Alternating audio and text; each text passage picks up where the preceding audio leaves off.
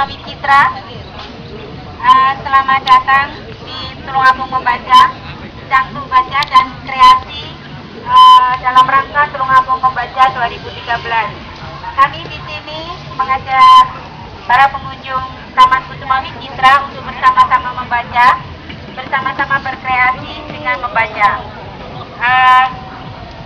Di sini kami bersama dengan Forum Tulungagung Peduli Baca dan Forum Taman Bacaan Masyarakat yang ada di Kabupaten Tulungagung. Monggo Pak Siwi, sudah ketemu?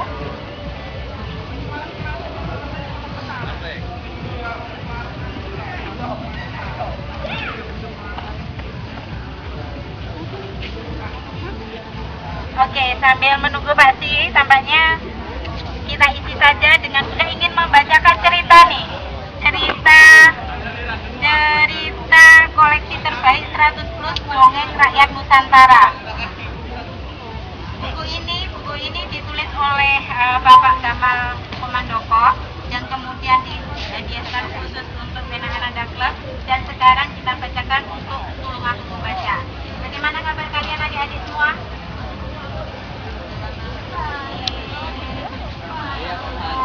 Bagaimana kabarnya hari ini? Alhamdulillah. Ya, Bunda ingin membacakan dongeng dari kalau tidak salah dari Batak dari Sumatera Utara. Sudah pernah mendengar kisah tentang Nyai Manggale? Sudah pernah mendengar cerita tentang Nyai Manggale? Belum ya. Nah, ini Bunda ingin membacakan, bukan mendongeng tetapi membacakan. Tersebutlah cerita pada zaman dahulu kala, lelaki bernama Datu Panggana. Siapa? Datu Panggana. Ia ternama selaku pematung. Patung-patung buatannya terkenal sangat baik. Selain halus hasil pahatannya, patung buatan Datu Panggana juga mirip dengan contoh yang dipatungkan. Misalnya, ingin membuat patung Dewi, maka jadinya nanti akan mirip Dewi.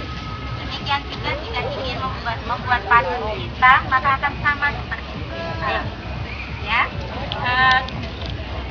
tidak mengherankan jika warga di sekitar tempat tinggal Datu Panggana banyak memesan patung kepada Datu Panggana. Pada suatu hari, Datu Panggana ingin membuat patung untuk hiasan di rumahnya. Seorang pematung tetapi tidak memiliki patung di rumahnya sendiri. Ia pun bergegas menuju hutan untuk mencari kayu. Didapatkannya sebatang kayu yang dikehendakinya. Datu Panggana lantas sibuk untuk bekerja bagaimana menjadikan kayu itu sebagai patung. Ia terus bekerja dengan pahat dan peralatan kerjanya hingga seolah-olah tidak mengenal waktu. Bahkan tak sempat pula ia makan dan minum. Seperti Bunda kalau sudah bekerja dari pagi sampai malam kadang-kadang lupa kalau sarapan. Semua perhatiannya dicurahkan pada patung yang tengah dibuatnya itu. Meski semula ia tidak mempunyai gambaran perihal wujud patung yang akan dibuatnya.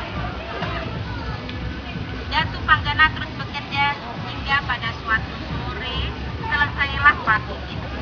Hasil buatan Datu Panggana itu ternyata menyerupai sosok seorang perempuan yang sangat cantik wajahnya. Tak berapa lama setelah patung perempuan cantik itu selesai dibuat Datu Panggana, lewatlah seseorang di depan rumah dia. Bau 433. Ya Pak? Bau 433. Bau 433 sangat tertarik ketika melihat patung perempuan cantik itu. Kebetulan ia membawa pakaian perempuan dan juga aneka perhiasan. Bau 433 lantas mendandani patung perempuan itu dengan pakaian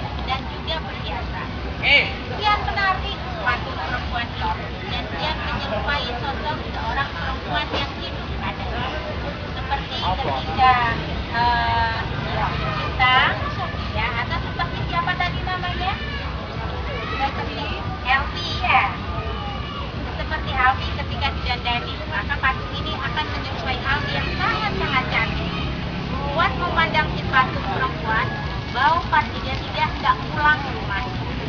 Ia lalu berniat melepaskan pakaian dan perhiasan yang dikenakan pada patung. Sangat mengherankan.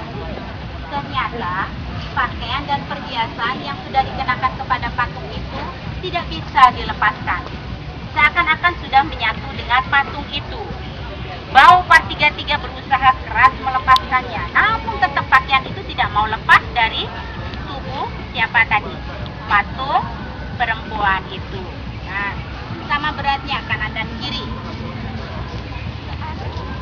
Kemudian Bau Partiga menjadi marah karenanya. Disegahnya Datu Panggana. Hai Datu Panggana, hancurkan patung buatanmu itu, agar aku dapat kembali mengambil pakaian dan perhiasanku. Kata siapa tadi? Bau Partiga. Datu Panggana tentu saja tidak mau menurutinya. Menurutnya, kesalahan itu sepenuhnya terletak pada Bau Partiga. Salah sendiri kenapa kamu memakaikannya? Kata si Datu Panggana. Keengganan Datu Panggana untuk menghancurkan patung buatannya kian membuat Bau Partiga marah sekali. Bau Partiga akhirnya meninggalkan tempat itu dengan mengoceh, ngomel, dan membuat kesal dan Datu Panggana. Ayo adik-adik kita dengarkan cerita Nyai Manggale. Tak berapa lama setelah Bau Partiga pergi, Datu Panggana berniat memindahkan patung perempuan yang sudah cantik itu tadi dari tempatnya diletakkan pertama kali. Nah, lagi-lagi keanehan terjadi nih. Patung itu tidak bisa diangkat maupun dipindahkan. Seperti ada tenaga yang sangat luar biasa kuat dari dalam tanah untuk menarik patung itu yang menyebabkan Datu Panggana tidak bisa memindahkan. Datu Panggana jengkel sekali. Akhirnya ia meninggalkan patung buatannya itu. Nah, datang lagi seorang lelaki bernama Datu Partoar lewat di dekat patung perempuan itu. Sama halnya dengan Bau Partiga. Datu Partoar pun tertarik ketika mendapati patung itu untuk pertama kali. Ia pun mendekat, kian terpesona pada patung buatan Datu Panggana. Ia pun lantas memohon kepada dewa. Kira-kira apa permintaan Datu Partoar kepada dewa? Ada yang tahu? Coba. Kemudian Datu Partoar berkeinginan memohon kepada dewa agar patung ini dihidupkan. Nah, ternyata dewa mengabulkan permohonan Datu Partoar.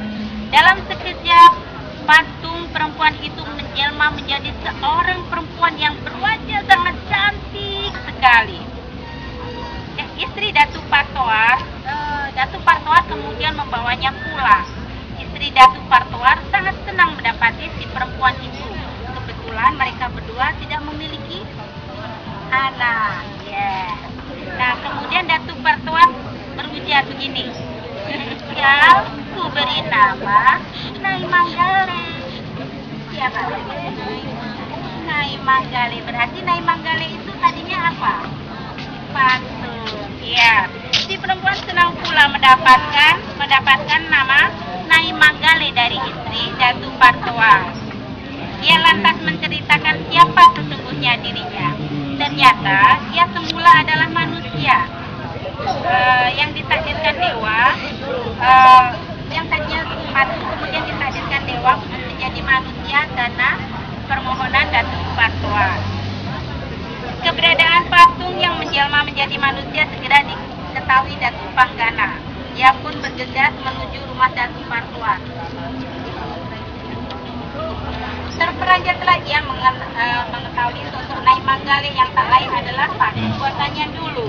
Katanya pada Datu Partoar, perempuan ini sebelumnya menjadi manusia adalah patung buatanku. Oleh karena itu, sudah seharusnya Nyai Manggale turut bersamaku. Kata siapa? Datu siapa? Datu siapa yang membuat patung tadi? Datu Panggana. Ya, kata Datu Panggana. Datu Patoar tegas menolak permintaan Datuk Panggana. Jawabnya, benar, jika Nyai Manggale sebelumnya berupa patung. Namun, ia menjadi manusia karena doa dan permohonan yang dikabulkan dewa, maka sudah sepatutnya ia bersamaku. Karena ia telah kuanggap sebagai anakku sendiri. Aku yang lebih berhak, kata Datuk Panggana tetap bersikeras. Akulah yang membuat patung Nyai Manggale. Sudah sepantasnya jika Nyai Manggale hidup denganku. Perselisihan antara Datuk Patoar dan Datuk Panggana kian menguncing dan bertambah kenyang. Ketika Bau Partiga datang, Nyai Manggale harus ikut denganku ketika ia masih menjadi patung. Aku yang mengerahkan pakaian dan juga perhiasannya. Dan sekarang Nyai Manggale menjadi rebutan bertiga. Siapa saja? Datuk Panggana, Datuk Patoar, dan Bau Partiga. Nah, akhirnya mereka memilih untuk mendatangi seorang yang bijaksana. Siapa orang yang bijaksana itu? Haji Bahir terkenal sebagai sosok yang cerdik lagi bijaksana. Ia dikenal mampu memberikan jalan penyelesaian bagi orang-orang yang tengah mengalami perselisihan. Saran dan pendapatnya dapat diterima orang-orang yang mengadu kepadanya. Haji Bahir mendengarkan seluruh pengaduan Datuk Patoar, Datuk Panggana, dan Bau Partiga. Haji Bahir kemudian memberikan sarannya. Karena Datuk Patoar yang memohon kepada dewa hingga akhirnya Nyai Manggale menjadi manusia, maka layaklah kiranya dia menjadi ayah Nyai Manggale. Nah, Datuk Patoar menganggukkan kepala, setuju dengan saran Haji Bahir. Datuk Patoar sebagai apa? Sebagai siapa tadi? Sebagai ayahnya Nyai Manggale. Datuk Patoar menganggukkan kepala, setuju. Adapun Datuk Panggana yang semula memahat patung Nyai Manggale sebelum menjadi manusia, hendaknya ia menjadi paman dari Nyai Manggale. Siapa yang jadi pamannya? Datuk Panggana. Datuk Panggana sama seperti Datuk Patoar, senang sekali dengan usulan dari Haji Bahir. Lantas bagaimana dengan diriku? Tanya Bau Partiga.